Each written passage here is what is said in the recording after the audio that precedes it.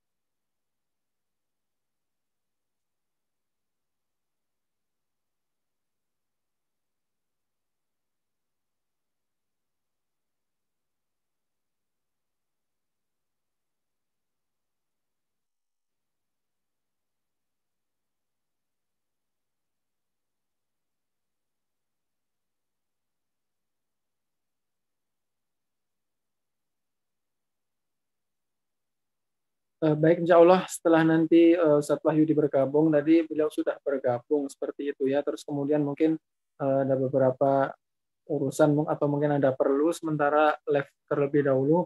Ini sedang kita konfirmasi. Begitu beliau masuk, insya Allah akan segera kita mulai. Mohon maaf atas sedikit keterlambatan kali ini.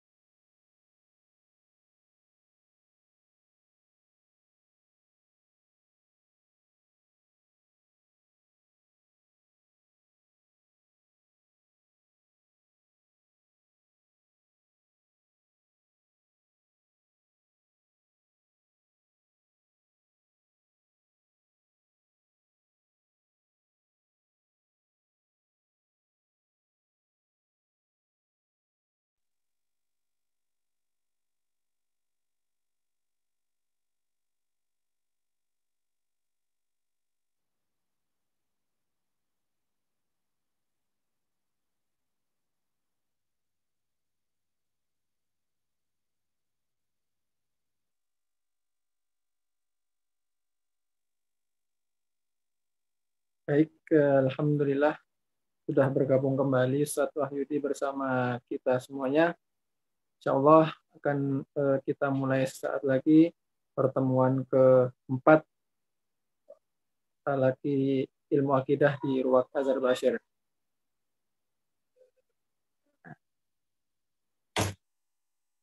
Baik, bismillahirrahmanirrahim. Assalamualaikum warahmatullahi wabarakatuh.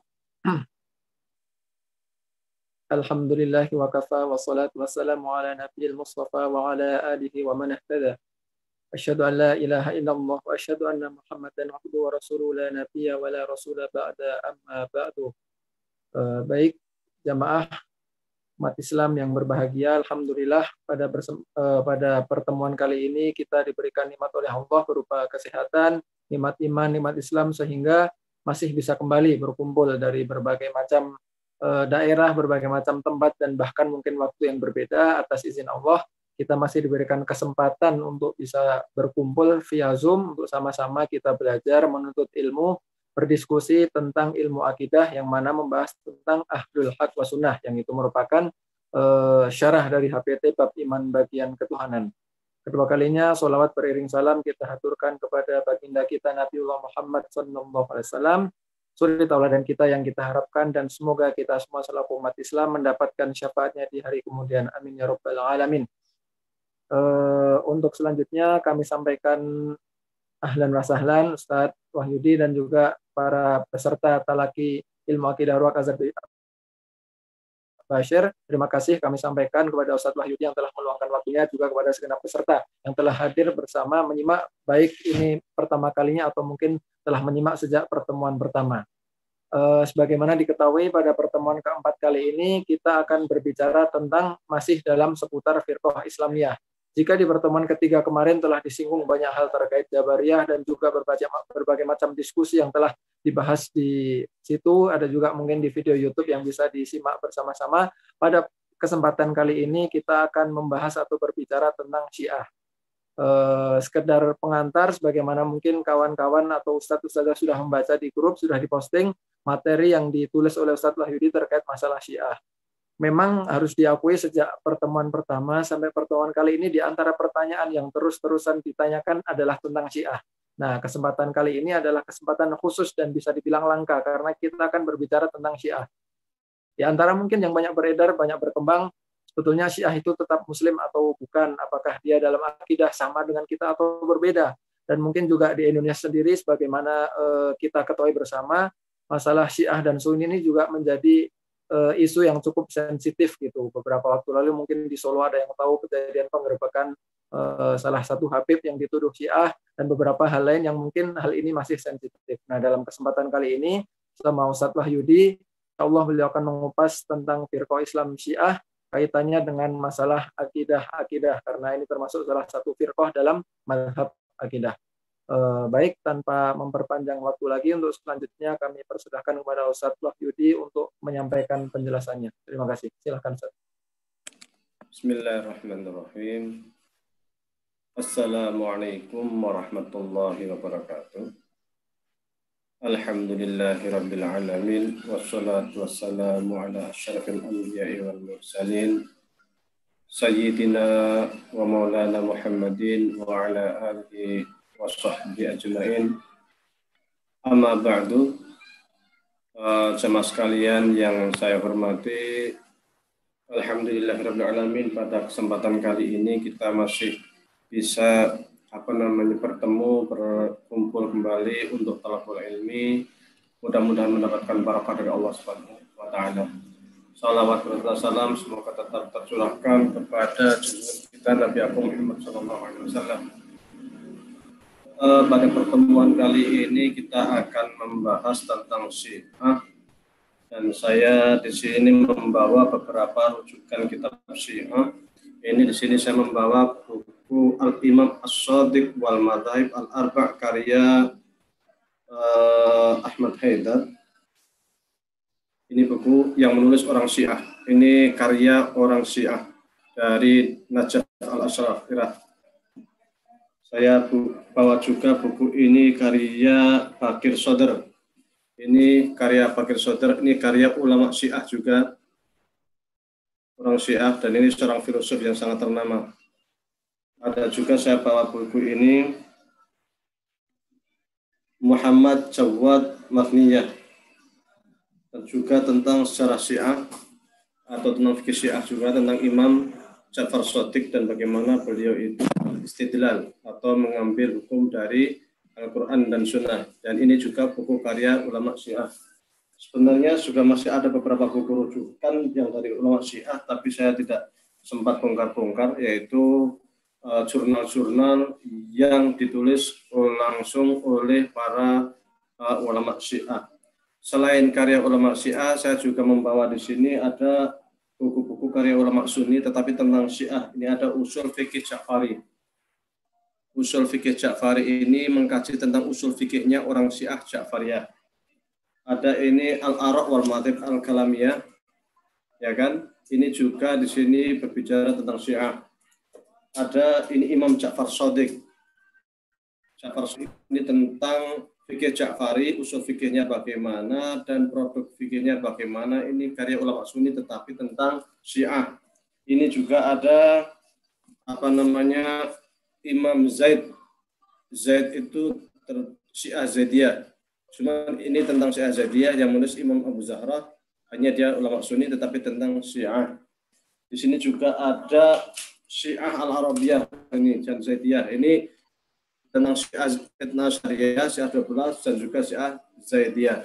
Saya mencoba untuk membongkar-bongkar buku-buku Syiah langsung dari sumbernya, karena memang selama ini terkait Syiah ini sering jadi persoalan yang sangat krusial di masyarakat, bukan hanya di Indonesia bahkan tetapi juga di Timur Tengah. Bahkan mungkin persoalan di Indonesia itu masih mending, kalau di Timur Tengah lebih mengerikan karena ini terkait dengan fitnah, terkait dengan peperangan kafir, mukmin dan sebagainya, pertumpahan darah dan lain sebagainya. Sesungguhnya seperti yang pernah saya sampaikan sebelumnya, Syiah ini muncul murni awalnya bias politik, bahkan sampai saat ini pun terkait Syiah ini masih kencang, masih erat kaitannya dengan politik. Persoalan-persoalan yang di Timur Tengah terkait Syiah Sunni juga masih erat kaitannya dengan bias politik. Munculnya sesungguhnya sudah awal munculnya kapan, ini memang ada beberapa perbedaan pendapat sejarawan. Ada yang mengatakan sejak wafatnya Muhammad, karena saat itu sebagian kalangan itu datang kepada Imam Ali dan meminta waktu, bahkan menjelang wafat Rasul, sebagian sahabat mendatangi Imam Ali dan meminta kepada Rasulullah untuk menjadi imam. Imam di sini adalah khalifah. Khalifah di sini adalah atau presiden istilahnya kalau zaman sekarang. Tapi Imam Ali tidak sanggup, tidak mau. Mulai muncul lagi, tapi kemudian dibaiatlah Abu Bakar, tidak ada masalah. Kemudian muncul lagi itu mulai zaman Utsman. 6 tahun setelah Utsman jadi khalifah, 6 tahun berikutnya itu terjadi kekacauan karena banyak persoalan politik yang menurut sebagian kalangan Utsman ini dianggap nepotisme, mementingkan keluarganya, banyak jalan keluarganya, sehingga menimbulkan kekerusuhan di kalangan umat Islam, terutama di daerah Mesir yang mereka itu melakukan demonstrasi ke Madinah. Bahkan waktu itu sempat protes kepada sahabat Utsman, Aisyah, kemudian Imam, banyak juga yang protes. Hanya Imam Ali berusaha untuk untuk seimbang, untuk tidak terpancing terhadap isu-isu politik. Sampai akhirnya kemudian Utsman dibunuh dan khalifah orang-orang Madinah itu membaiat Ali dan Ali menjadi khalifah. Tapi ternyata memang persoalan Utsman ini sangat rumit. Demonstran yang terlibat dalam pembunuhan Utsman itu cukup banyak. Tapi Imam Ali sendiri, sebagaimana yang saya baca langsung dari kitab yang literatur Syiah, itu memang inginnya Imam Ali itu supaya Muawiyah ini membaiat Ali terlebih dahulu. Karena ketika semua sudah mengakui Ali sebagai pimpinan negara, maka proses selanjutnya barangkali akan lebih mudah. Hanya memang kalau kita baca di literatur Syiah sangat-sangat membenci Muawiyah. Bahkan dianggap Muawiyah ini sampai mengungkit Muawiyah siapa? Muawiyah bin Abi Sufyan. Abu Sufyan itu masuk Islamnya kan terakhir. Istrinya Abu Sufyan siapa? Hindun. Itu siapa? Hindun ini waktu perang Uhud, dialah yang memerintahkan Al-Wasi untuk melempar tombaknya ke paman Rasulullah, Hamzah. Kemudian dia mendatangi ketika Hamzah ini sudah terjatuh, didatangilah Hamzah, dibelah dadanya, diambil jantungnya, dimakan jantungnya, kemudian dikeluarkan dari mulutnya. Ini siapa? Itu kan Hindun. Muawiyah ini anaknya Hindun. Nah, jadi orang-orang Syiah itu sangat membenci sekali. Dia selalu mengkritik, siapa itu Abu Sufyan kata dia kan, kata orang Syiah. Siapa Muawiyah? Ya, Nabi Abu Sufyan. Abu Sufyan itu masuk Islam juga terpaksa waktu Fathul Makkah katanya. Waktu Fathul Makkah sudah kepepet, baru dia masuk Islam. Itu pun dia minta penghormatan supaya orang-orang yang selamat suruh mereka itu masuk ke rumahnya Abu Sufyan. Tapi yang namanya Muawiyah itu sungguhnya tidak berhak untuk menjadi khalifah. Dan sebenarnya menurut versi Syiah, Muawiyah itu juga tidak berhak untuk menuntut kematian Utsman. Yang berhak itu keluarganya langsung. Siapa itu? Anak-anaknya. Anak-anak Utsman. Kenapa kok bukan anak-anaknya Utsman? Justru Muawiyah. Memang antara Utsman sama Muawiyah ini memang satu suku, Bani Umayyah. Bani Umayyah itu sesungguhnya merupakan saudara dari Hashim. Oke. Maka orang-orang Syiah sangat membenci sangat membenci Muawiyah karena sikap makar ini. Karena mereka dianggap bahwasanya sesungguhnya si Muawiyah itu nggak sama sekali nggak ada hak sama sekali untuk menuntut darah atau pembunuh Utsman. Tapi mereka ternyata melakukan seperti itu karena haus kekuasaan. Jadi ini saya sampaikan dari versi Syiah. Karena haus kekuasaan. Kenapa? Karena setelah umat Islam, Nabi Muhammad kan dari Bani Hashim. Setelah dari Bani Hashim, maka sesungguhnya sebelumnya itu yang membela Nabi Muhammad SAW di awal-awal Islam itu Bani Hashim. Bahkan ketika terjadi pemboikotan di Mekah itu selama 3 tahun, yang diboikot itu Bani Hashim. Yang diboikot Bani Hashim termasuk mereka yang tidak beriman, belum beriman pun tetap juga diboikot. Jadi seperti itu. Yang memboikot siapa? Di antaranya yang paling kencang adalah Bani Umayyah. Bani Umayyah yang belum masuk Islam maksudnya ya. Yang paling kencang seperti itu. Maka ketika kepemimpinan itu pindah ke pengaruh ke Nabi Muhammad, itu otomatis yang berpengaruh besar di Mekah adalah Bani Hashim. Maka Muawiyah menginginkan supaya kekuasaan yang sebelumnya pernah ada istilahnya ya kan, pengaruh dia itu maka balik kepada Bani Umayyah. Jadi sesungguhnya ini persoalan politik, persoalan suku antara Bani Hashim dan Bani Umayyah. Makanya setelah itu setelah Bani Umayyah hancur kan munculnya Abbasiyah. Abbasiyah itu dari Abbas. Abbas itu Bani Hashim. Ya kan? Tapi kemudian terjadi apa yang terjadi, Ali terbunuh, ya kan, Muawiyah menjadi khalifah. Muawiyah jadi khalifah itu semua umat Islam juga Madinah nggak setuju orang Madinah itu. Sampai akhirnya menurut versi Syiah itu kemudian orang Madinah itu membaiat Hasan, tapi kemudian diracun oleh Muawiyah dan meninggalnya Hasan. Tapi kemudian setelah Muawiyah meninggal, sesungguhnya orang Madinah menginginkan bukan Yazid tapi Husain. Tapi kenyataannya kan yang di Syam yang dibaiat siapa? Yazid. Yazid ini menurut orang Syiah ini lebih fatal, lebih arogan dibanding Muawiyah. Kalau Muawiyah masih mending. Muawiyah itu masih orangnya sangat baik, orang-orang Ahlul Bait awalnya memang agak keras dengan Ahlul Bait, tapi kemudian Ahlul Bait dimuliakan.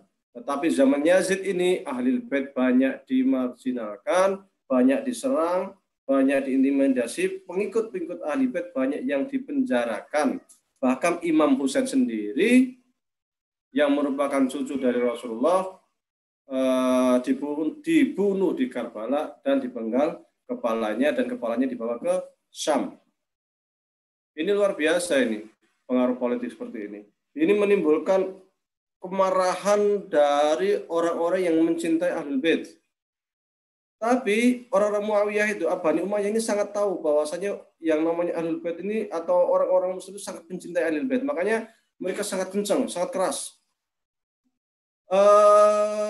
Banyak dari keturunan Hasan Husain ini ataupun anaknya Sayyidina Ali yang dari yang lain itu dipenjarakan. Banyak sekali kisah-kisah mereka itu, dan pengikutnya banyak yang dipenjarakan. Kemudian Imam Zaid sendiri, Zaid bin Ali, Imam Zaid sendiri, maksudnya Zaid bin Ali Zainal Abidin ya, itu sampai pada akhirnya menyusun kekuatan, memberontak juga melawan kekuasaan Bani Umayyah, karena Bani Umayyah ini orangnya sangat tidak suka dengan Ahlul Bait. Sejak syahidnya Ali bin Abi Thalib, Ahlul Bait selalu diawasi. Ada beberapa imam Syiah yang, karena imam Syiah itu kan sebenarnya kan ini, waktu itu belum ada istilahnya itu Syiah 12, Syiah Ismailiyah, Syiah Jarudiyah, Syiah Zaidiyah, itu belum ada. Semua yang mencintai Ahli Bait dianggap Syiah. Pokoknya siapapun pecinta Ahlul Bait itu berarti Syiah, gitu aja ada waktu itu. Maka tidak heran Imam Bukhari itu pernah dituding Syiah karena cinta Ahlul Bait. Ya, makanya setelahnya itu Syiah itu waktu itu masih persoalan politik murni, belum masuk kepada persoalan fikih.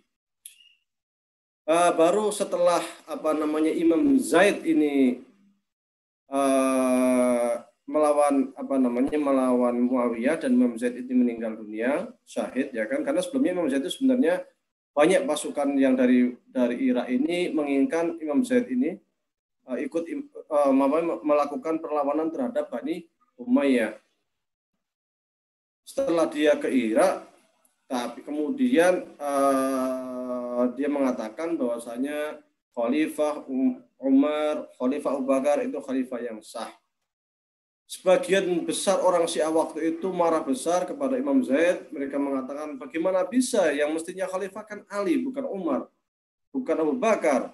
Maka sebagian besar dari mereka itu tidak jadi ikut Imam Zaid untuk melawan Bani Umayyah. Maka sejak itu Imam Zaid mengatakan, atarfuduni, apakah kalian itu menolak saya? Yang awalnya itu kalian meminta saya untuk berjihad, sekarang kalian menolak saya?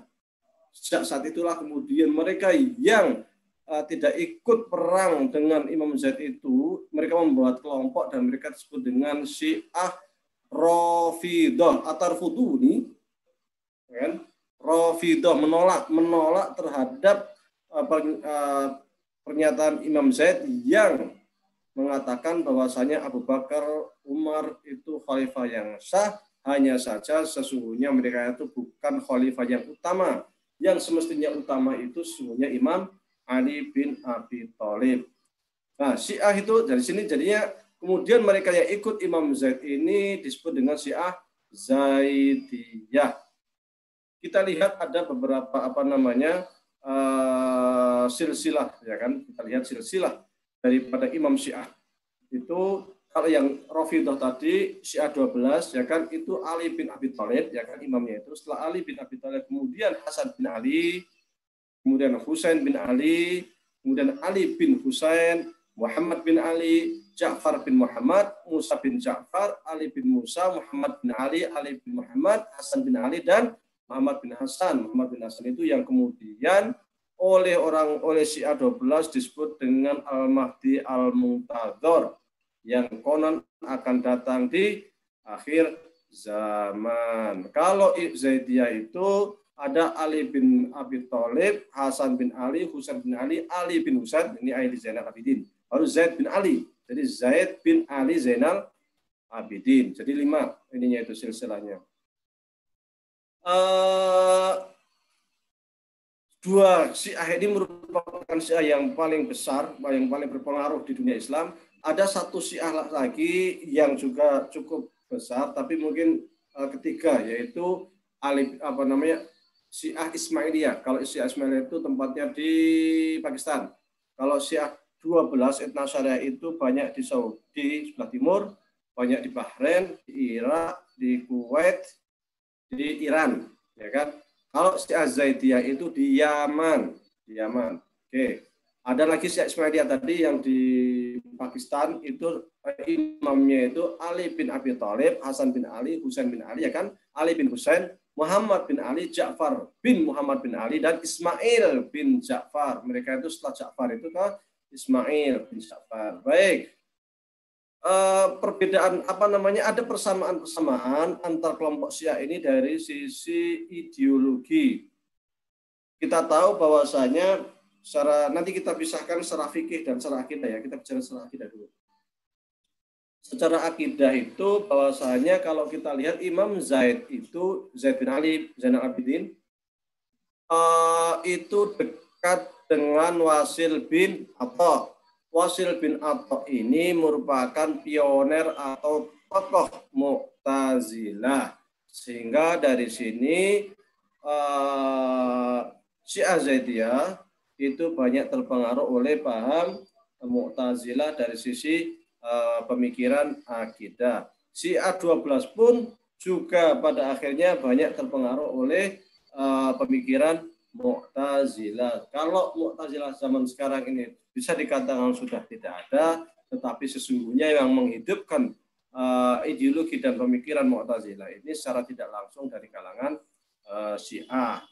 Apa sajakah pemikiran atau ideologi Syiah itu? Yang utama adalah bahwa mereka itu terkait dengan tauhid. Tauhid itu i'tiqad atau keyakinan terhadap Allah sesungguhnya yang tidak terlalu beda dengan kita, hanya nanti perbedaannya adalah terkait antara sifat dengan zat. Bagi mereka sifat dan zat itu merupakan satu kesatuan yang tak terpisahkan.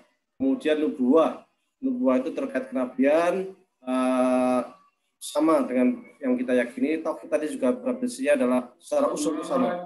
Secara usul baik Syiah Ismailiyah, Syiah Ithna Syariah maupun Ismailiyah itu sama, yaitu la ilaha illallah Muhammad Rasulullah. Hanya mungkin ada tambahan, mungkin Ali waliullah dan lain sebagainya lah. Tauhid nubuwah mereka juga sama, nabi itu banyak, dan yang diketahui 25 dan Nabi Muhammad adalah nabi terakhir. Mereka juga percaya dengan ma'ad atau hari akhirat, kiamat. Kemudian juga imamah, kemudian al-adl. Imamah ini yang paling penting yang membedakan antara paham Syiah dengan Sunni. Bagi orang Syiah, imamah ini termasuk masalah yang sangat penting, yang sangat krusial, karena imamah ini menyangkut kepentingan umat Islam di dunia dan juga di akhirat. Oleh karena itu, menurut Syiah bahwa imamah ini bukan sifatnya syura, tetapi ditunjuk. Rasulullah memberikan wasiat kepada Ali untuk menjadi imam. Ali memberikan wasiat kepada Hasan.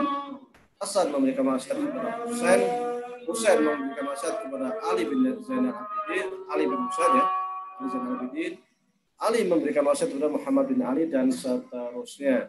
Jadi terkait imamah ini bagi mereka karena ia terkait dengan persoalan yang sangat penting, maka dia sifatnya itu wasiat. Nah, wasiat beda dengan kalangan Sunni, di mana mereka berpendapat bahwa terkait dengan imamah kepala negara itu dengan syura, dengan musyawarah, bukan dengan wasiat. Kemudian terkait imamah ini kan bagi mereka sesungguhnya kalau Syiah 12 itu kan sampai Al-Mahdi Al-Muntadhar. Tapi kan Mahdi Muntadhar sudah nggak ada. Kita masih nunggu. Terus bagaimana solusinya? Disitulah kemudian Imam ini siapa namanya ini Muhammad Baqir Shadr ini mencetuskan apa yang disebut dengan wilayatul faqih. Jadi istilah wilayatul faqih ini sesungguhnya sebelum-sebelumnya mungkin sudah ada, tapi belum begitu gencar. Hanya kemudian rumusan lebih matang itu dirumuskan oleh Imam Baqir yang mengatakan bahwasanya ketika tidak ada imam, maka pemerintahan Syiah itu tetap harus ada. Lantas bagaimana? Kan mestinya wasiat. Ya nggak mungkin imam yang nggak ada wasiat bagaimana? Maka mereka membentuk namanya wilayatul faqih, yaitu naibul imam atau wakil dari imam yang itu. Naib wakil. Karena negara itu tetap harus eksis. Naibul imam ini terdiri dari banyak kelompok dari para ulama dan para teknokrat dan lain sebagainya atau politisi. Mereka inilah yang akan menggodok sebuah hukum dan hukum itu nantinya akan diterapkan dalam sebuah negara Islam versi Syiah. Sesungguhnya kalau kita teliti lagi, kalau kita lihat wilayatul faqih ini mirip dengan ahlul halli wal aqdi di dunia Sunni. Hanya memang ahlul halli wal aqdi ini kalau di istilah Sunni kan sudah ada sejak lama. Sejak para fikih-fikih itu terdokumentasikan, terbukukan. Kalau Syiah karena mereka sifatnya pemimpin itu wasiat, maka tidak ada istilah al-halli wal aqdi ini atau wilayah faqih ini kecuali di masa-masa belakangan, ya kan. Memang pernah ada kerajaan-kerajaan Syiah yang di Maroko, pernah kemudian ke Mesir, ya kan, Fatimiyah, tapi mereka sifatnya itu kerajaan, bukan kerajaan. Dan waktu itu belum ada konsep istilah naibul imam. Jadi kepala negara tetap mempunyai otoritas untuk memberikan wewenang atau memberikan keputusan hukum, qadhi dan sebagainya, masih sistem itu. Jadi kalau prediksi saya bisa jadi istilah wilayatul faqih ini terpengaruh. Jadi keterpengaruhan orang-orang Syiah terhadap pemikiran Barat modern, terutama terkait dengan demokrasi. Hanya kemudian dimodif dan menjadilah istilah wilayatul faqih. Dan yang istilah wilayatul faqih ini baru pertama kali diterapkan di dunia Islam Syiah itu oleh Imam Khomeini. Imam Khomeini ini yang dianggap sebagai pencetusnya. Sesungguhnya Imam Khomeini ini bisa jadi mengambil ide dari Baqir Shadr, bisa jadi. Nah, kemudian yang mengimplementasikan di dalam politik secara real ya Imam Khomeini itu ketika terjadi revolusi Iran tahun 79. Waktu itu Imam Khomeini di pembuangan di Prancis. Kemudian dibuang di Prancis di sana, sejak mengasingkan di Prancis sana, dia tetap selalu berceramah, mengirimkan kaset-kasetnya, dan kaset-kasetnya inilah ceramah-ceramah tentang revolusi inilah disebar oleh murid-muridnya di Iran untuk membangkitkan revolusi. Dan ternyata kemudian berhasil. Imam Khomeini pulang disambut luar biasa, dan Imam Khomeini bisa membentuk atau membuat sistem negara Islam Syiah yang ada di Iran hingga saat ini. Seringkali di Iran itu disebut juga dengan istilah negara mullah atau negara para syekh, negara para kiai, karena memang banyak tokoh-tokoh politiknya itu umumnya para kiai, kecuali mungkin Ahmadinejad ya, yang dia itu bukan kiai, tapi pada umumnya itu seringnya itu yang menjadi kepala negara adalah kiai. Waktu Imam Khomeini masih hidup, mungkin mereka tidak tetap menggantungkan kekuasaan ini atau kepada Imam Khomeini, karena Imam Khomeini orangnya sangat handal. Selain dia seorang kiai, dia juga seorang politisi yang sangat ulung. Dan dalam sejarah Syiah dia itu orangnya memang sangat tawaduk, sangat karismatik, luar biasa karismatiknya. konon waktu meninggal pun tidak meninggalkan apa-apa, tidak punya rumah, istilahnya itu karena rumahnya juga ngontrak. Beliau ini sangat zuhud, Imam Khomeini ini. Maka sangat disegani oleh musuh dan oleh pendukung dia. Waktu terjadi revolusi di Iran tahun 79 itu, kemudian kedutaan Amerika yang di Teheran itu dikuasai oleh para gerakan revolusi. Amerika marah besar, mengirim pasukan pasukan udara. Tapi entah mengapa waktu itu pasukannya kocar-kacir sendiri, saling tabrak sendiri di udara, sehingga terkenal dengan istilah Allah mengirim burung ababil. Dan waktu itu Imam Khomeini sangat semangat untuk menggelorakan revolusi Islam, sehingga terjadi orang-orang Syiah di Irak itu juga bangkit. Mereka juga ingin melakukan revolusi seperti yang ada di Iran. Waktu itu di Irak presidennya Saddam Hussein, ya kan? Nah, ini akhirnya terjadi perang saudara antara Irak dan Iran karena Saddam tidak ingin terjadi revolusi, karena 60% dari penduduk Irak adalah Syiah. Yang ada di Timur Tengah saat ini di pertempuran di Suriah itu juga Syiah Sunni. Saddam itu bisa eksis di Irak sampai sekian tahun itu karena disokong oleh Sunni. Ketika Sunni, makanya Sunni itu membackup habis-habisan Saddam Hussein, meskipun dia itu seorang diktator. Ulama-ulama Sunni itu paham dan mengetahui bahwa Saddam Hussein itu diktator, tetapi mereka tetap mendukung karena mereka sangat paham kalau Saddam Hussein ini jatuh, maka Syiahlah yang akan menguasai Irak. Dan terbukti sekarang ketika Saddam Hussein jatuh oleh Amerika, maka sampai saat ini Syiah sekarang dikuasai oleh Irak dikuasai oleh Syiah. Pada sejak itu kemudian ketika Syiah kuat di Irak, kemudian menjalar ke tempat lain, menjalar ke Yaman, ingin kuat juga, menjalar ke Suriah, ingin kuat juga, menjalar ke Saudi Timur, ingin kuat juga. Terjadilah perang saudara di mana? Perang saudara di mana? Di Suriah. Perang saudara di mana? Di Yaman. Perang saudara di mana?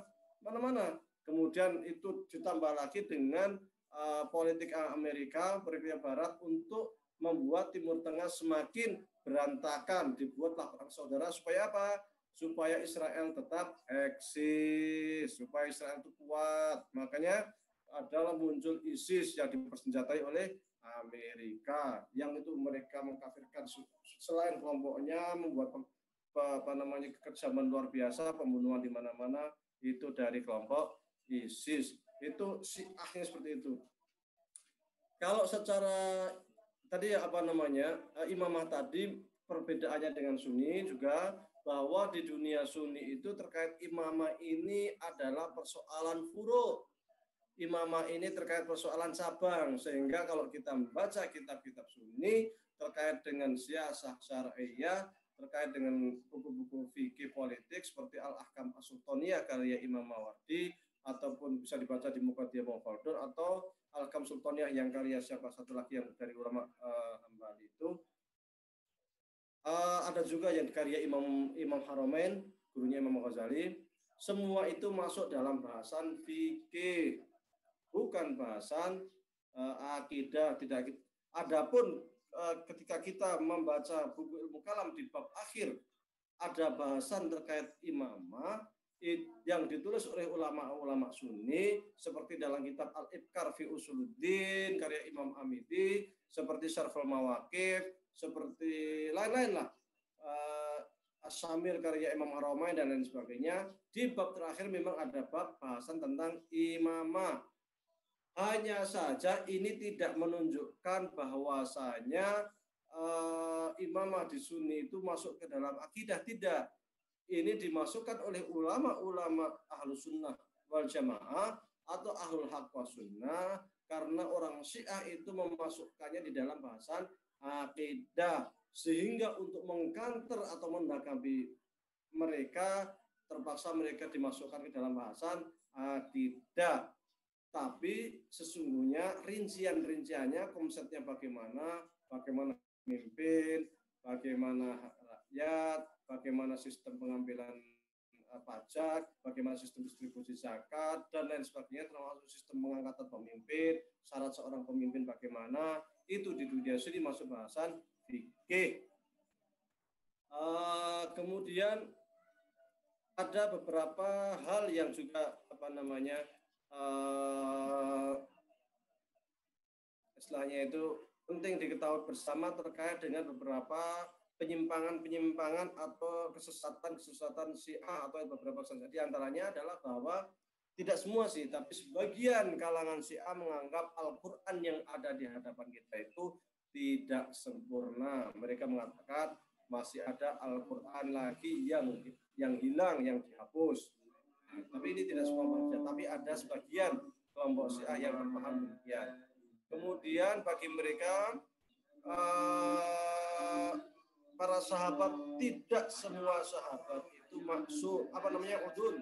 Berbeda dengan Ahlus Sunnah, di mana Ahlus Sunnah itu beranggapan bahwa semua sahabat itu udul, sehingga hadis siapapun atau pernyataan apapun dari sahabat itu bisa dipercaya. Mereka orang Syiah itu tidak mau mengambil hadis riwayat dari Muawiyah, itu nggak akan ada itu. Di buku-buku Syiah Muawiyah itu jelek. Dan pendukung Muawiyah itu semuanya jelek, termasuk Amr bin As itu semuanya jelek. Karena mereka lah yang merebut kekuasaan dari Ali bin Abi Thalib. Maka mereka tidak mau mengambil hadis-hadis ataupun fikih dari para pendukung Muawiyah. Karena mereka menganggap sahabat-sahabat mereka itu, bahkan bahasa yang digunakan itu sangat kasar itu yang oleh orang Syiah. Mereka itu ngumpat-ngumpatnya ke Muawiyah itu, ngungkit-ungkit ke keluarganya, ngungkit-ungkit ke ibunya dan sebagainya. Tapi bagi Ahlul Haq wa Sunnah, ya memang Muawiyah seperti itu, tetapi dia adalah sahabat. Yang namanya sahabat itu radhiyallahu anhum wa radu anhu. Allah itu ridho kepada mereka dan mereka juga ridho kepada Allah. Maka Ahlus Sunnah tetap mengambil hadis meskipun dari Muawiyah, meskipun dari Amr bin As. Adapun terkait Aisyah, sebagian dari kalangan Syiah itu menolak Aisyah karena menganggap bahwa Aisyah ini juga melakukan pemberontakan melawan Sayyidina Ali. Hanya yang saya baca buku dari yang sumber Syiah ini, yang Imam Shadiq ini, dan juga Ja'far Shadiq, ini dua-duanya orang Syiah. Di dalam dua buku ini Syiah 12, mereka tetap menghormati Ibunda Aisyah dan mereka tetap mengatakan Aisyah itu min ummahatil mukminin. Aisyah itu termasuk ummahatil mukminin. Kemudian ada hal lain juga terkait akidah ataupun keyakinan namanya bada dalam Syiah itu. Bada itu apa? Bada itu ketika Allah menginginkan sesuatu, ya kan? Kemudian suatu saat karena lihat maslahat lain, maka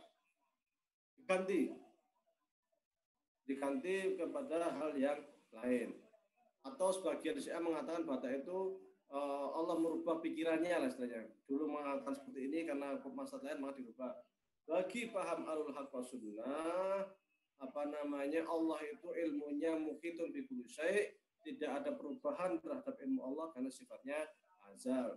Bisa jadi ini adalah pemahaman lain terkait nasikh dan mansukh. Mana min ayatin aw nusiha na'ti bi khairin minha aw mithliha. Tapi menurut paham Ahli Sunnah, nasikh mansukh itu bukan bada. Bukan berarti Allah lupa kemudian mengganti yang baru, atau bukan berarti Allah itu awalnya jelek kemudian diganti yang lebih baik. Tapi ini semuanya adalah sudah ada di dalam ilmu Allah bahwa ayat ini ada dan kelak akan ditiadakan. Itu sudah ada seazal. Bukan di tengah-tengah jalan kemudian Allah melihat, tuh kok kayak gini ya, ganti aja dah. Nah, itu nggak ada. Seperti halnya ayat tentang rojam yang kita tidak temukan di dalam Al-Quran. Dulu ada ayat tentang rojam itu orang yang zina kemudian dilemparin batu sampai meninggal ya, ditanam ya. Itu dulu ada wasyekh itu kan farsuluhum al-batah tadi itu. Syekh, orang tua itu kalau mereka yang sudah nikah, kalau mereka itu berzina maka mereka harus dirajam. ayat ini sudah tidak ada dalam Al-Quran, menurut paham Ahlul-Haq wa Sunnah atau Ahlus-Sunnah wal Jamaah, ayat ini mansukh, tetapi hukumnya masih berlaku. Kenapa hukumnya berlaku? Karena Nabi Muhammad masih menghukum orang yang berzina. Mana sah min ayatin aw nusyana bi khairi minha aw mithliha. Hanya saja ini bukan pada Allah lupa kemudian diganti atau menurut Allah ini kok kayak gini kan yang lain lebih baik, bukan. Ini kan. Kemudian menurut paham Syiah itu bahwasanya para imam Syiah itu maksum. Jadi Imam Ali, Hasan, Husain, Ali Zainal Abidin, Imam Bakir, Imam Ja'far dan lain sebagainya itu maksum. Maksum itu apa? Mereka itu terjaga dari kesalahan. Menurut paham Ahlul-Haq wa Sunnah, bahwasanya para imam ini tidak maksum, mereka mustahid.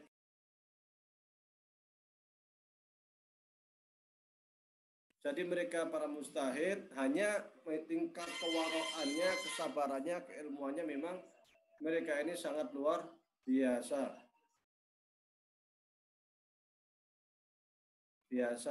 Jadi mereka itu adalah para imam ini pengakuan juga Ahlussunnah. Imam Bakir ini luar biasa. Imam Bakir ini gurunya Imam siapa namanya? Gurunya Imam Abu Hanifah. Jadi Abu Hanifah itu gurunya adalah diantaranya Imam Bakir. Imam Bakir itu salah satu imam dari Syiah. Dan Imam Abu Hanifah juga berguru kepada Imam Ja'far. Meskipun secara umur antara Imam Ja'far sama Abu Hanifah itu enggak jauh, tetapi secara keilmuan memang beliau berguru kepada Imam Ja'far Shadiq. Memang salah satu waktu itu sangat terkenal dengan keilmuan yang sangat luar biasa. Sekali lagi, orang Ahlussunnah menganggap mereka itu tidak maksum, tetapi memang sangat terjaga, mereka itu sangat warok sekali. Kemudian terkait sahabat tadi ada yang lewatan, mereka tuh kadang sebagian Syiah yang Rafidhah itu suka mencaci Abu Bakar dan Umar. Mereka itu tidak suka dengan Abu Bakar dan Umar. Inilah Syiah yang namanya Syiah Rafidhah tadi.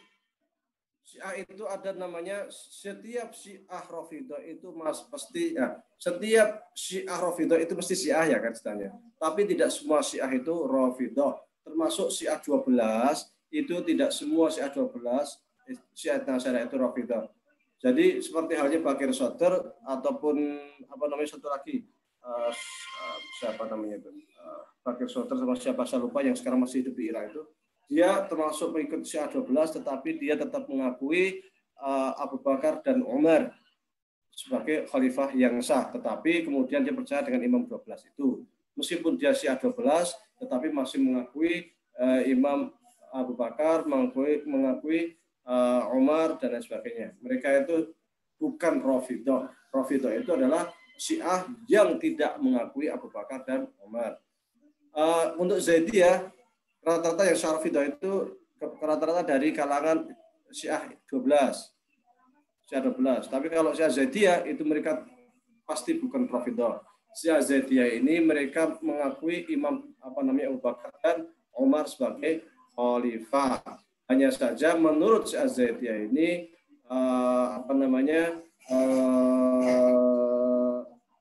yang lebih utama sesungguhnya Ali bin Abi Thalib, bukan Abu Bakar dan Umar. Baik, ini terkait akidah. Ada lagi terkait dengan fikih. Perlu kita bedakan ya, akidah dengan fikih. Untuk fikih, orang-orang Syiah 12 ini kebanyakan mengacu kepada Imam Ja'far Shadiq. Sebenarnya seluruh imam-imam Syiah 12 itu merupakan para fuqaha, para ahli fikih yang luar biasa. Tapi yang terdokumentasikan secara rapi dan banyak itu kebetulan dari Imam Ja'far Shadiq. Meskipun Imam Muhammad juga dijadikan rujukan. Oleh karena itu, secara fikih mereka sering disebut dengan Syiah Ja'fariyah. Syiah Ja'fariyah ini secara fikih sebenarnya dengan Sunni ya bedanya di furuk-furuk kecil lah, tidak banyak. Di furuk-furuk kecil. Jadi, adapun Imam Syiah Zaidiyah ini secara fikihnya itu dan akidahnya ke Imam Zaid. Sehingga mereka sering disebut dengan Syiah Zaidiyah. Zaidiyah ini secara fikih agak dekat ke Syafi'iyah. Kalau Ja'fariyah mungkin agak dekatnya ke Hanafiyah. Ya bisa dimaklumi karena memang Imam Abu Hanifah itu mengambil ilmu dari Bakir Soter dan mengambil ilmu dari Ja'far Shadiq. Jadi secara fikih ada pertemuan, pertalian. Kalau Zaid ini barangkali karena bisa jadi berkembang di Yaman atau apa sehingga sering bersentuhan dengan mazhab Syafi'i di sana, sehingga secara fikih berkembangnya seperti itu. Ada ulama-ulama Syiah yang dijadikan rujukan Ahlu Sunnah wal Jamaah termasuk Muhammadiyah. Di antaranya pengarang kitab Nailul Autor itu Imam Syaukani. Imam Syaukani ini meskipun Syiah Zaidiyah tetapi bukunya sering dijadikan rujukan oleh ulama-ulama Muhammadiyah, terutama ulama Muhammadiyah awal. Kemudian ada juga selain Asy-Syaukani, ada Syiah yang sering jadi rujukan oleh Muhammadiyah adalah As-Sun'ani yang ngarang kitab Subulus Salam. Ini juga sering dijadikan rujukan oleh Muhammadiyah. Ternyata orang Muhammadiyah juga kadang di dalam buku-bukunya itu merujuk kepada ulama Syiah. Adapun tafsir yang sering dijadikan rujukan orang Ahlu Sunnah adalah tafsir Toba-Tobai karya ulama Syiah. Bagaimanakah ulama Syiah ini memandang Ahlu Sunnah? Bagi mereka rujukan yang saya lihat dari rujukan mereka ini, dari mereka tetap merujuk pada kitab-kitab kuning karya Ahlu Sunnah, Imam Suyuti, hadis-hadis Bukhari Muslim, itu tetap mereka jadikan rujukan. Ada sedikit husnudzon lah mereka itu dalam kitab Bukhari. Sebenarnya ada riwayat Ahlul Bait tapi enggak banyak. Hanya menurut mereka memang kenapa kok Imam Bukhari ini tidak banyak meriwayatkan hadis dari Ahlul Bait? Karena mereka itu berbicara tentang, padahal Imam Bukhari berbicara tentang fadhail Ahlul Bait, keutamaan Ahlul Bait, tapi rujukannya kok bukan hadis-hadis riwayat dari Ahlul Bait. Menurut yang Al-Haidar ini, orang Syiah ini, bahwa Imam Bukhari ini nyadar di zaman dia hidup itu orang-orang Syiah sedang gencar-gencarnya dicurigai, dipenjarakan dan lain sebagainya. Ketika dia nanti meriwayatkan hadis-hadis dari ulama Ahlul Bait, maka kitab hadis dia bisa jadi akan tidak akan dipakai, bahkan bisa jadi dia sendiri yang akan dipenjarakan, dianggap dituduh Syiah. Wong dia mengambil hadis-hadis yang bukan dari Ahlul Bait saja, karena dia berbicara tentang fadhail Ahlul Bait, dia saja dituduh Syiah, apalagi kalau mengambil hadis-hadis dari riwayat Ahlul Bait. Nah, tapi sesungguhnya menurut beberapa ulama ada juga riwayat-riwayat dari dari ulama Syiah dan dalam kitab hadis Bukhari, bahkan ada juga dari riwayat dari Khawarij dalam hadis Bukhari. Jadi ulama-ulama Syiah itu tetap menjadikan rujukan. Kemudian hal terpenting lagi, tahun 2004 itu kan di Amman terjadi seminar internasional yang disebut dengan Risalah Amman. Itu gunanya sesungguhnya untuk takrib pada mazhab. Intinya adalah bahwa sesama muslim itu saudara. Kemudian diakuilah ada 8 mazhab fikih yang itu masih eksis dan diakui bersama, yaitu mazhab Hanafi, mazhab Maliki, mazhab Syafi'i, mazhab Hambali, mazhab Zohiri, ya kan 5. Mazhab Zohiri, mazhab Ja'fari 6, mazhab Zaidi 7, mazhab Ibadi. Ibadi itu dari Khawarij sebenarnya. Tapi karena Ibadi itu masih ada di Yaman dan beberapa daerah Tengah.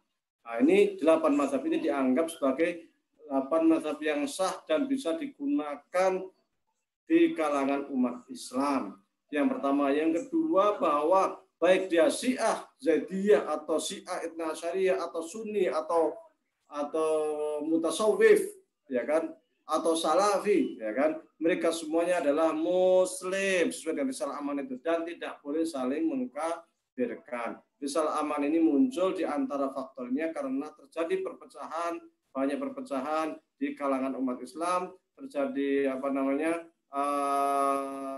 perseteruan, pertumpahan darah, sehingga untuk memerangi Dajjal yang kemudian diadukan membawa keadilan dan kesejahteraan umat Islam, yaitu Imam Mahdi.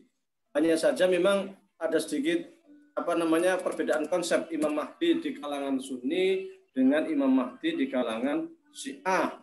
Kalau di kalangan Sunni ini hanya menyebutkan bahwasanya Imam Mahdi ini namanya Muhammad bin Abdullah dan dari Ahlul Bait. Tapi tidak menyebutkan bahwasanya Imam Mahdi itu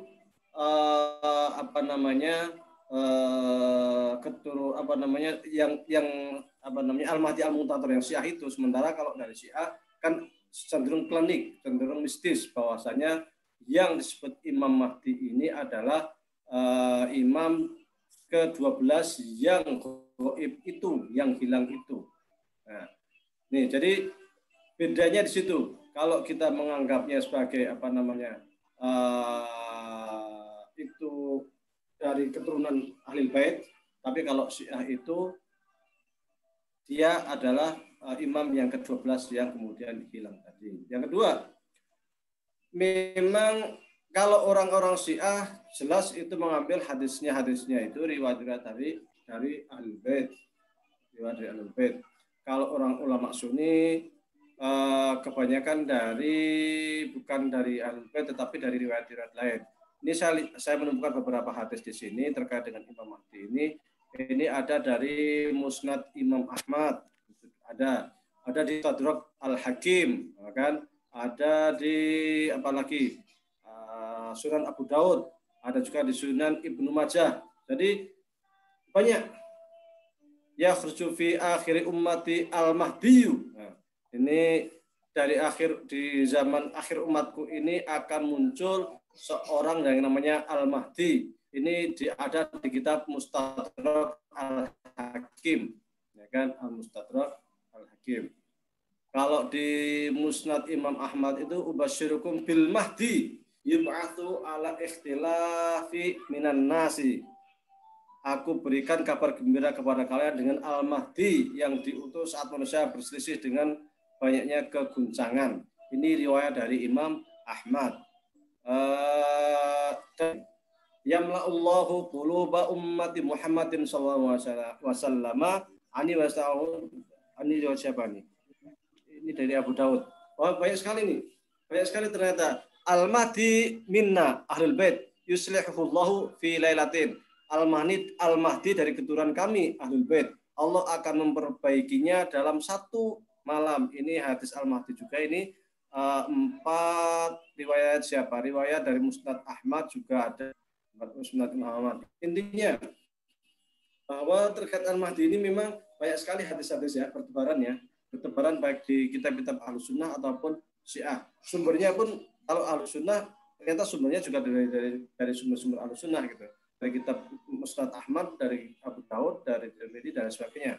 Sementara kalau Syiah tentu mereka mengambil sumber-sumber dari Ahlul Bait. Titik temunya sama-sama Ahlul Bait, bahwa Al-Mahdi ini dari Ahlul Bait. Titik temunya di situ.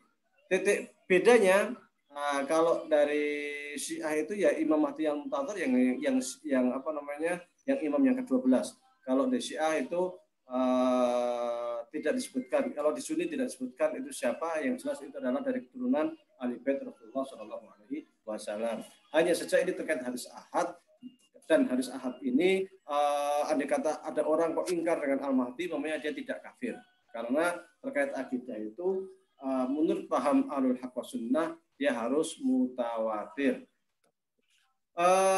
Menurut Ahlul Haq wa Sunnah juga konon kelak itu nanti jadi Al-Mahdi ini akan bersama-sama dengan Isa, dengan Nabi Isa alaihissalam, ketika sebelumnya itu Ya'juj al-Ma'juj datang diperangi oleh Al-Mahdi, kemudian setelah Ya'juj Ma'juj ini terkalahkan karena Ya'juj Ma'juj ini akan menghancurkan dunia, akan mengobrak-abrik dunia, namun kemudian Al-Mahdi datang yang dimana dia Al-Mahdi ini konon dia sendiri tidak pernah mengaku sebagai Al-Mahdi. Tapi ada ciri-ciri tertentu yang ada pada dirinya, diantaranya itu macam-macam lah. Nah, dia nanti akan ada di Mekah, waktu itu lagi tawaf, konon. Nah, kemudian ada orang yang mengetahui bahwa dia itu Al-Mahdi, maka orang-orang berburu untuk membaiat dia, maka dia lari ke Madinah. Lari ke Madinah. Kemudian di Madinah ternyata ada orang yang tahu dia itu Al-Mahdi. Kemudian orang membaiat dia tidak mau dan dia ke Mekah.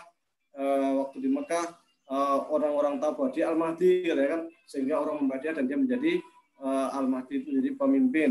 Konon kejadian itu setelah terjadi kekosongan kekuasaan mungkin di Saudi istilahnya itu. Karena kekuasaan terjadi rajanya dibunuh, maka mereka terjadi kekacauan luar biasa di Saudi. Akhirnya rakyatnya ternyata membaiat Al-Mahdi ini, dan Al-Mahdi inilah kemudian yang di dunia waktu itu di dunia pada waktu itu konon terjadi perang dunia yang luar biasa antara Israel yang berkoalisi dengan Barat menghancurkan umat Islam, yang umat Islam sudah sangat kepepet, ya kan, sangat kepepet, mau hampir kalah lah, sehingga ketika sudah hampir kalah inilah Al-Mahdi datang, kemudian bisa mengalahkan ini, dan kemudian Ya'juj Ma'juj datang bisa mengalahkan, tetapi kemudian Dajjal datang. Dajjal datang inilah Al-Mahdinya kewalahan, sehingga saat kewalahan inilah Nabi Isa datang. Nah, Nabi Isa datang bersama Al-Mahdi mengalahkan Dajjal. Tapi Al-Mahdi waktu itu Nabi Isa mengikuti syariat Nabi Muhammad. Waktu di Mekah itu disuruh menjadi imam salat, Nabi Isa tidak mau karena saya mengikuti ajaran Nabi Muhammad. Maka Al-Mahdi lah yang menjadi imam salat, dan dari situ bersama-sama mereka membawa kekuatan Muslim melawan Dajjal, dan akhirnya Dajjal kalah. Kemudian Al-Mahdi memimpin dunia Islam. Konon, wallahu alam, ini menjadi seluruh dunia Islam satu, makmur, subur, ya kan, itu selama 7 tahun atau berapa. Setelah itu Mahdi meninggal, kemudian mulai terjadi kekacauan lagi dan kisruh lagi, dan banyak orang Muslim yang ingkar lagi, dan akhirnya nanti terjadilah kiamat itu. Nah, ini singkat cerita seperti itulah. Baik, intinya bahwa Al-Mahdi ini ada titik temu antara Syiah dan Sunni, hanya ada perbedaannya di siapa Al-Mahdi, apakah yang 12 Syiah imam ke-12 atau bukan. Tapi sama-sama sepakat Al-Mahdi ini adalah dari keturunan Nabi Muhammad SAW. Wallahu a'lam. Nah, baik, jazakumullah khairan Ustaz. Atas jawabannya saya rasa cukup jelas tadi ya, sudah dijelaskan ada titik temu dan titik perbedaannya seperti itu.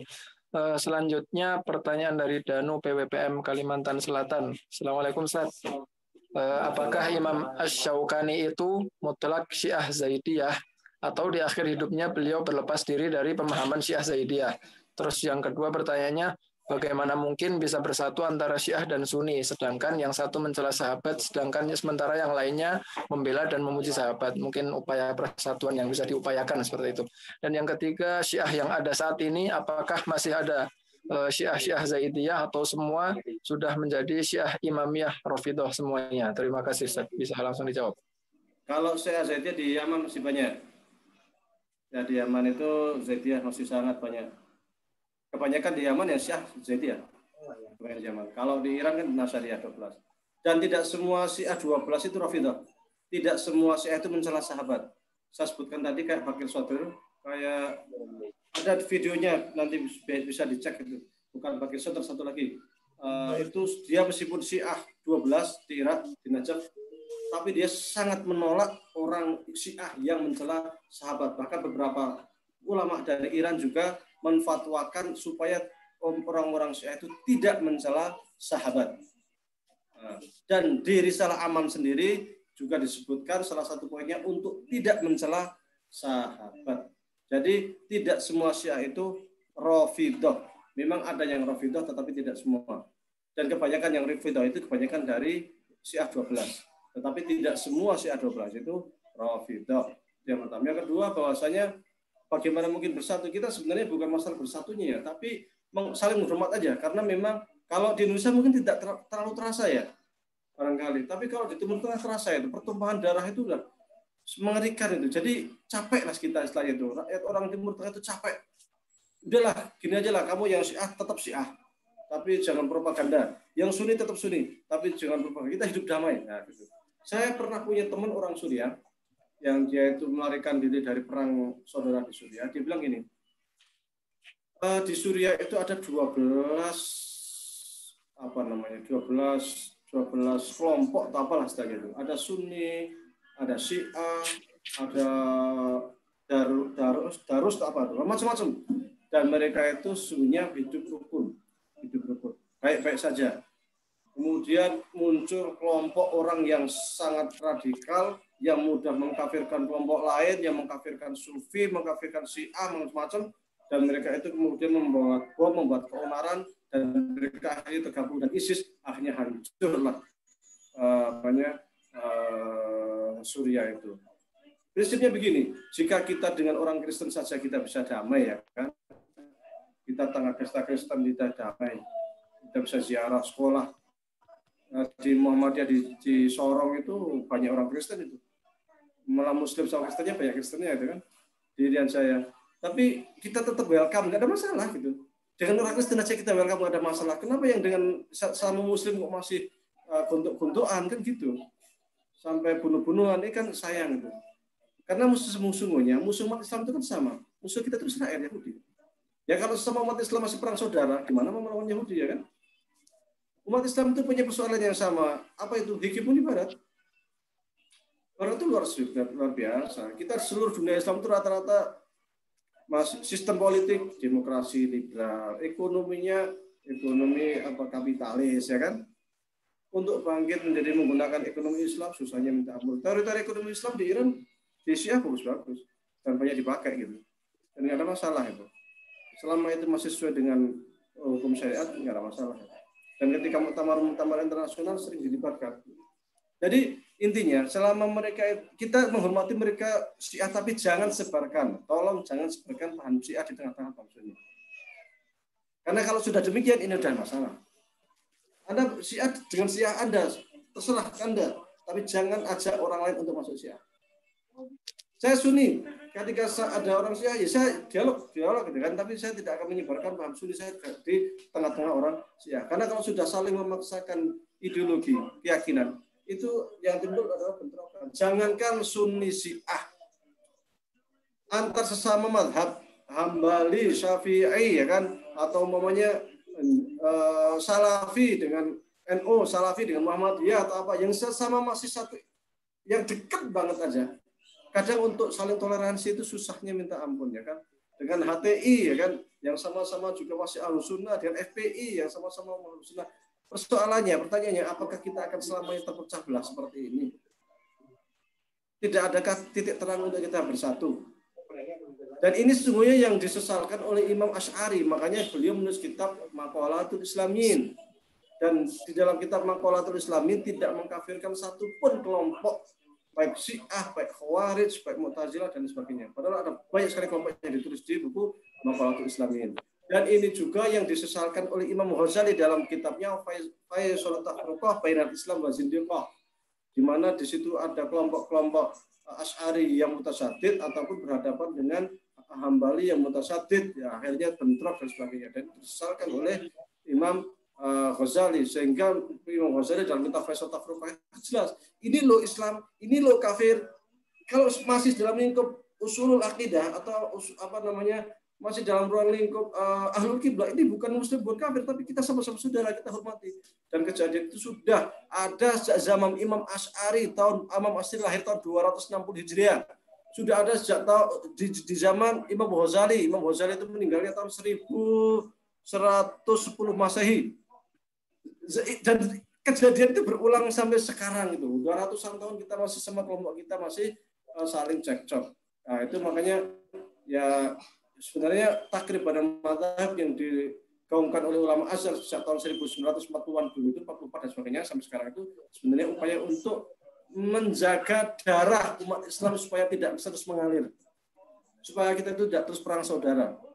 Biarlah perang saudara itu berhentilah. Jangan Iran itu berapa lama? Dari 79 sampai 10 tahun itu. 10 tahun itu berapa orang yang sudah meninggal dunia? Berapa orang yang sudah kehilangan keluarganya, ya kan? Nah, ini kan sangat disayangkan itu. Yang di Suriah juga kan sudah berapa, ya kan? Nah, itu makanya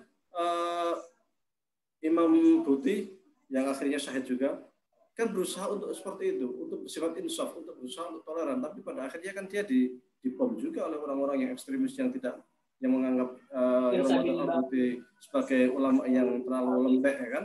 Dianggap orang yang nggak terlalu toleran, ya kan? Sehingga dia dibom waktu sedang halaqah pengajian. Wallahu alam. Silakan yang lain. Yang tadi Ustaz, yang tentang Imam Asy-Syaukani, apakah Oh untuk iya, Syiah Zaidiyah? memang Imam Syaukani ini pertama dia Syiah Zaidiyah ya kan, Imam Syaukani ini. Imam Syaukani ya. Kemudian setelah terakhir ini khilaf di antara para ulama, tapi ada yang mengatakan dia menjadi mujtahid mutlak. Ada yang mengatakan dia menjadi mujtahid mutlak sehingga dia bersedia dengan sesuai dengan standar, sesuai dengan dhabit yang dia miliki. Namun ada yang mengatakan dia tetap mujtahid muqayyad di Syiah Zaidiyah. Nah, saya sampaikan juga bahwa memang kenapa kok di dalam buku Nailul Autar itu juga apa namanya ada hadis-hadis yang Sunni. Memang orang Syiah Zaidiyah, apalagi Syiah Zaidiyah, orang Syiah itu juga memang pakai hadis-hadis Sunni juga. Saya punya jurnal-jurnal Syiah itu, mereka juga ngambil dari Bukhari, Muslim. Ini yang saya bawa ini kitab karya orang Syiah. Mereka juga menggunakan hadis-hadis Sunni juga, gitu. Dan kitab-kitab hadisnya, fikihnya, tafsirnya mereka pakai juga, gitu. Jadi kalau kita langsung baca dari kitab-kitab Syiah, mungkin kita akan lebih lebih bisa insaf, lebih bisa objektif. Tapi kalau kita hanya membaca kitab-kitab Sunni yang itu provokatif, yang menjelek-jelekkan Syiah, ya pada akhirnya kita hanya akan melihat bahwa Syiah itu sebenarnya jelek kan begitu. Padahal kalau kita lihat ya tidak. Orang Sunni juga banyak juga yang jelek kan gitu. Tidak semua Sunni juga baik. Sunni yang mereka itu masih sesat zenan, apakah mereka ngaku Sunni ya kan? Kalau dibilang saya asu aja ya kan. Tapi masih sesat zenan pokoknya kan. Ya, apakah mereka itu lurus? Mereka kan sesat. Orang ngaku asu aja tapi sesat zenan umpamanya. Perimbonan ya kan, masih ngitung-ngitung umpamanya ini. Tapi kan ya nggak semua seperti itu barangkali. Wallahu a'lam. Baik, terima kasih Ustaz Wahyudi jawabannya. Mungkin menarik juga Ustaz untuk dijadikan diskusi gitu. Nanti juga berkaitan dengan pertanyaan salah satu hadirin tadi. Tadi disampaikan upaya persatuan itu ya sebatas ya Anda tetaplah dengan kesyiahan Anda, saya dengan kepercayaan saya, tapi yang menjadi masalah itu kalau misalnya Anda sebagai orang Syiah terus menyebarkan paham tersebut. Sementara yang kita tahu juga gitu kan, namanya orang memiliki paham yang berkaitan dengan keagamaan kan seperti sebuah konsekuensi logis gitu, dan naluri juga untuk menyebarkan ajarannya.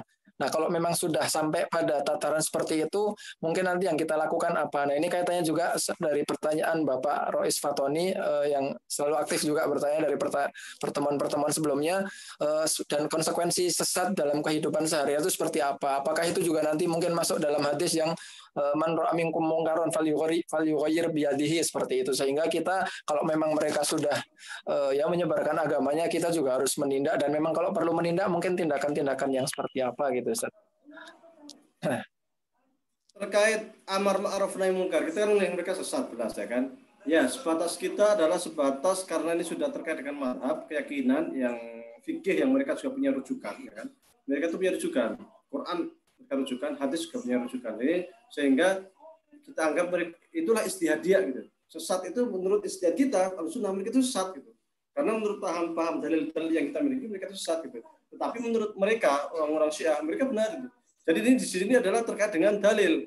Karena ini terkait dengan dalil yang barangkali masih sifatnya itu dzon, ya kan? Maka kita toleran. Beda umpamanya dengan Ahmadiyah maunya yang mereka itu mengatakan ada nabi setelah Nabi Muhammad. Nah, jelas ini itu sudah sepakat semuanya seluruh umat Islam bahwa mereka yang berkeyakinan seperti ini meyakini bahwa ada nabi setelah Nabi Muhammad ya kafir. Kecuali sebagian nama dia mengatakan bahwa Ghulam Ahmad itu hanya seorang mujtahid. Nah, ini lain lagi. Tapi kalau sudah mengatakan ada nabi dapat wahyu, ya kafir. Kan seperti itu. Kalau udah kayak gini meresahkan, ya laporkan kepada pihak yang berwajib kan seperti itu. Biar pihak yang berwajib yang menangani. Tapi selama masih dalam urusan furu, baik furu akidah ataupun furu fikih, karena sama-sama punya dalil yang dijadikan pegangan dan dijadikan pijakan, ya kita toleran dan barangkali tidak kalau mau dialog silahkan, dialog ilmiah silahkan, tetapi kemudian kita anggap sesat, kemudian kita amar ma'ruf nahi munkar biyadihi ya kan, dalam tatatif fabilis itu enggak sampai ke sana kan ini terkait dengan istihad fikih gitu. Sama dengan kita orang Muhammadiyah kemudian melihat orang NU kok kayak gitu ya kan, kemudian kita bilang kita harus amar ma'ruf nahi munkar nih, nggak bisa gitu. Ini terkait istihad fikih gitu. atau ijtihad aqaidiyah, ya kita silahkan aja, kita sebatas menurut pendapat saya ini sesat. Tapi ya silahkan aja lah, kalau kalian orang Syiah mengeyakinkan begitu, ya kan? Dan orang Syiah juga seperti itu, menurut saya ini benar, kalian sesat, tapi saya harus hormat gitu. Sebatas keyakinan dan sebatas ideologi yang ada dalam diri masing-masing. Adapun untuk harmonisasi ya kita tetap toleran, tetap hormat, sama seperti kita menghormati orang yang dengan non muslim saja kita bisa, ya kan, maka sama muslim mestinya juga bisa. Tapi kalau umat orang Syiah ini sampai menyebarkan pemikiran Syiahnya di kalangan orang Sunni, yang harus kita waspadai dan kita ingatkan gitu. Harus kita waspadai dan kita ingatkan supaya kecuali supaya mereka tidak ini, karena kalau Syiah itu sudah banyak yang masuk Syiah di Indonesia dan terkelompok ini akan berbahaya, itu akan menimbulkan konflik. Nah, konflik ini harus terredakan. Cara yang digunakan Al-Azhar ada beberapa cara untuk membentengi paham Syiah penyebar di dunia Islam itu. Ada beberapa cara yang digunakan oleh Al-Azhar. Di antaranya itu satu dengan risalah aman tadi itu untuk mengerem.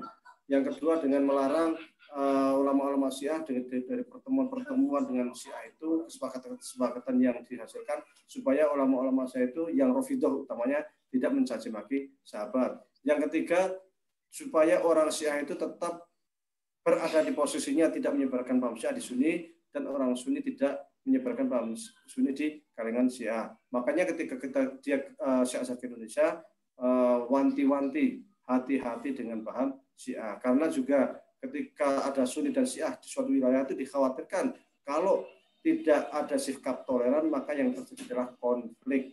Seperti halnya yang di Timur Tengah, dan ini yang tidak diinginkan kita bersama. Memang kayak di Bahrain, kayak di apa, nggak ada masalah, alhamdulillah. Di Bahrain, di Kuwait juga nggak ada masalah. Di Irak sekarang sudah agak reda, ya kan.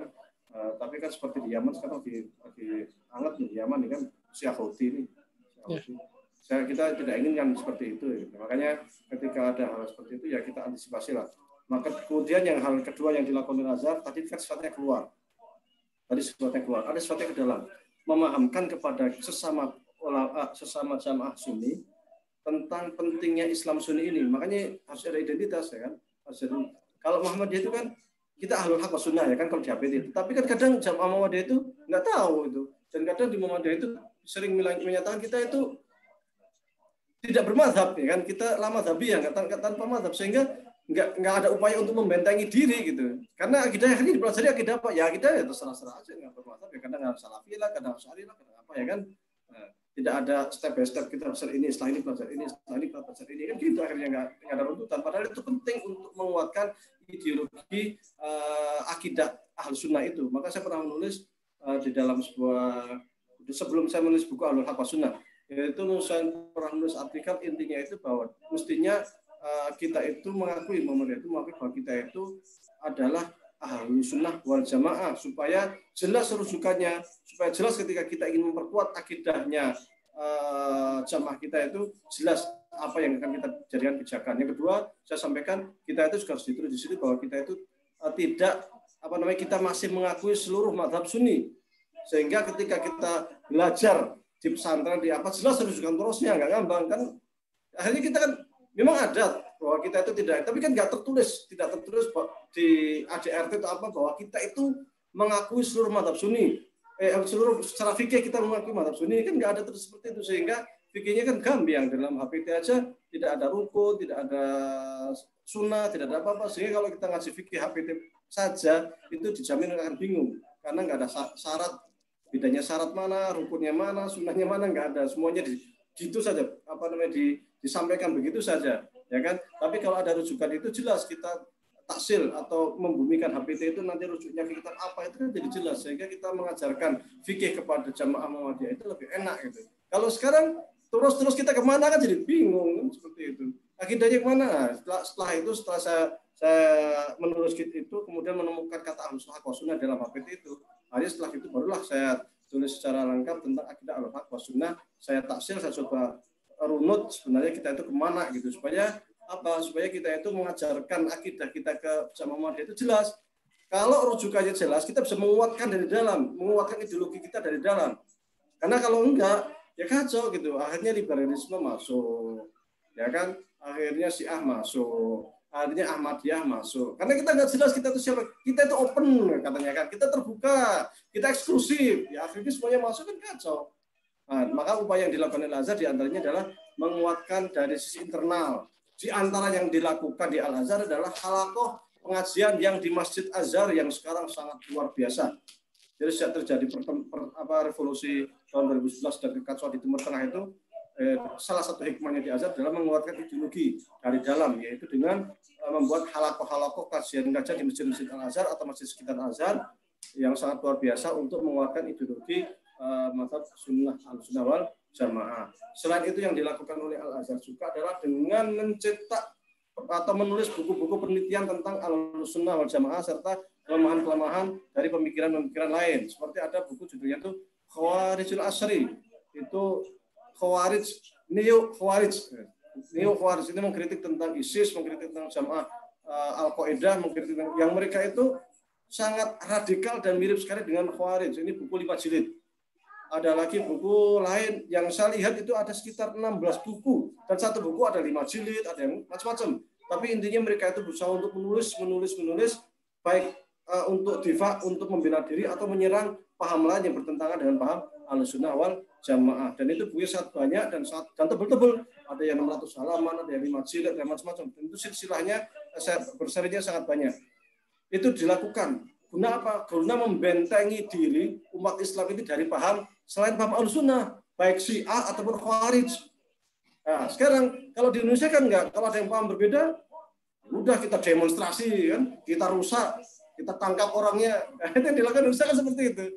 Padahal mestinya kan enggak seperti itu ya. Kalau pemikiran balaslah dengan pemikiran. Bentengi diri dengan kajian-kajian ilmiah kan gitu. Jadi secara ilmiah gitu loh, bukan dengan secara emosi. Tapi yang dilakukan di Indonesia karena kelemahan kekurangan ulama atau apa ya kan, sehingga yang jalan bukan otak tapi otot. Ini kan masalah. Makanya gerakan intelektual ini harus kita semarakkan supaya ketika ada pemikiran-pemikiran Syiah yang disebarkan di Indonesia, kita juga bisa mendebat, bisa mengkantam mereka secara ilmiah, bukan kemudian kita gerakkan massa, kemudian kita ini bukan dengan otak tapi dengan otot. Kalau sudah begini nanti akan masalah di masyarakat dan akan muncul stereotip. Wah, orang Islam itu nggak tawaran. Orang yang senang siapa? Yang senang kan orang-orang liberal. Liberal mereka. Wow, orang Islam itu radikal apa macam-macam, akhirnya dibuat framing bahwa kita itu nggak toleran, bahwa kita itu macam-macam. Ya karena kita tidak siap berdebat, tidak siap membentengi diri dari paham-paham luar. Tamam, syukur Ustaz jawabannya. Jelas ya.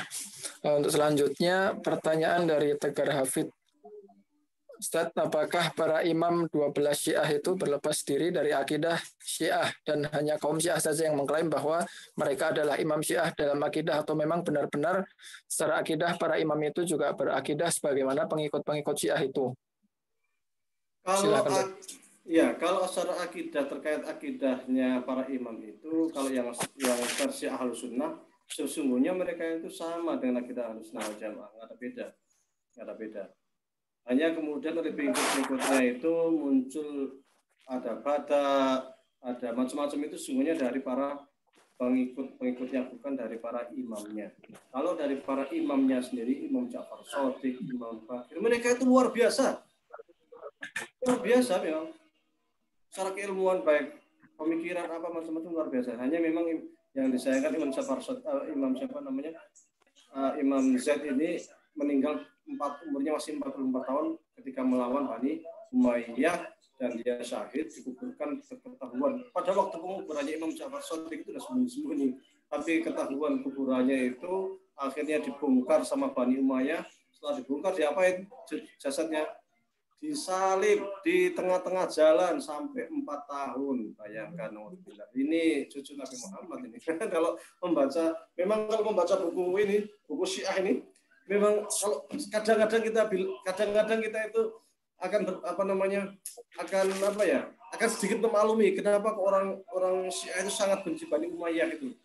Karena memang kekejamannya luar biasa. Ahlul Bait itu diracun lah, dicincang lah, di apa. Anaknya siapa namanya? Zaid bin Ali, Zaid bin Ali, namanya Yahya, itu juga melawan Bani Umayyah dan meninggal juga, cincang itu masih Ahlul Bait. Seperti itu ya. Jadi kalau para imamnya, kalau menurut ahli sunnah, itu mereka sungguhnya tidak ada beda dengan ahli sunnah. Jadi mereka tidak punya keyakinan pada, tidak punya keyakinan maksum, kecuali masalah imamah. Kalau masalah imamah memang seperti Imam Zaid juga masih mengakui imam itu baiknya dari Ali. Atau para Imam Bakir apa nampaknya mereka masih beranggapan bahwa Ahlul Bait ini lebih berhak untuk menjadi khalifah dibanding yang lain. Tetapi mereka tidak pernah mencela Abu Bakar, mereka tidak pernah mencela Umar ataupun Utsman dan sebagainya. Tapi secara akidah yang lain selain imamah, kayak Al-Bada, kayak menganggap mushaf Al-Quran itu ada sebagian mengatakan kurang, kayak dan lain-lain, itu mereka tidak. Wallahu a'lam. Syukran Ustaz. Selanjutnya mungkin pertanyaan terakhir yang masuk di chat ini juga dari Rizky Hasan. Assalamualaikum Ustaz, maaf mau tanya bagaimana kita bersikap terhadap keturunan Nabi Shallallahu Alaihi Wasallam. Itu mereka Ahlul Bait. Ahlul Bait, Habib ya istilahnya kan. Ya kita hormat sebagai mereka karena keturunan daripada Rasulullah Shallallahu Alaihi Wasallam.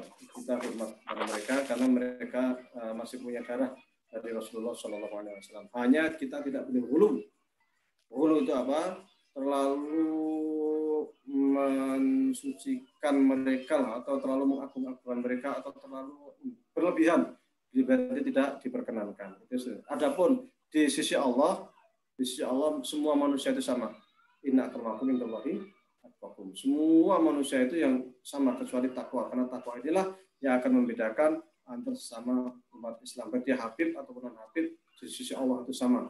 Makanya Rasulullah SAW itu pernah bersabda, karena Fatimah binti Muhammad sarqat, laqad yadhakan, kalau andai kata Fatimah binti Muhammad mencuri, maka saya akan potong tangannya.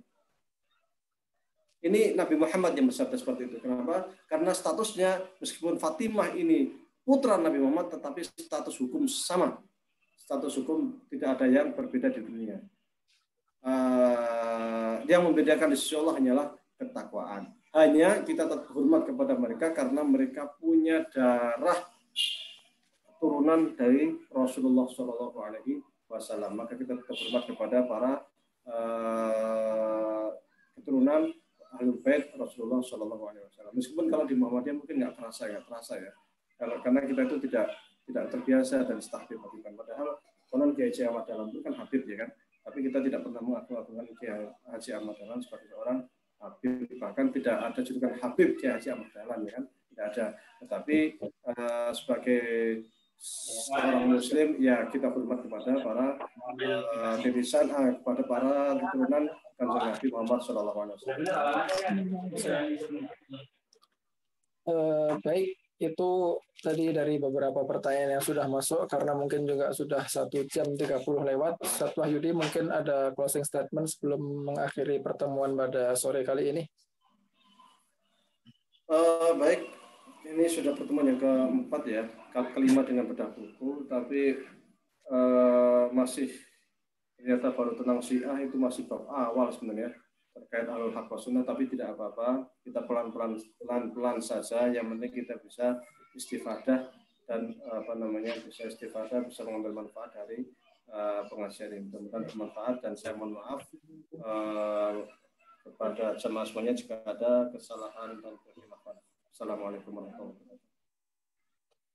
Waalaikumsalam warahmatullahi wabarakatuh. Jazakumullahu anna khairan. Ustaz Wahyudi yang telah meluangkan waktunya, tenaganya dan pikirannya seperti biasa dengan semangat beliau untuk menyampaikan maklumat sebagai amanah ilmiah pada pertemuan sore kali ini. Sedikit alhamdulillah ya. Kita silakan Ustaz.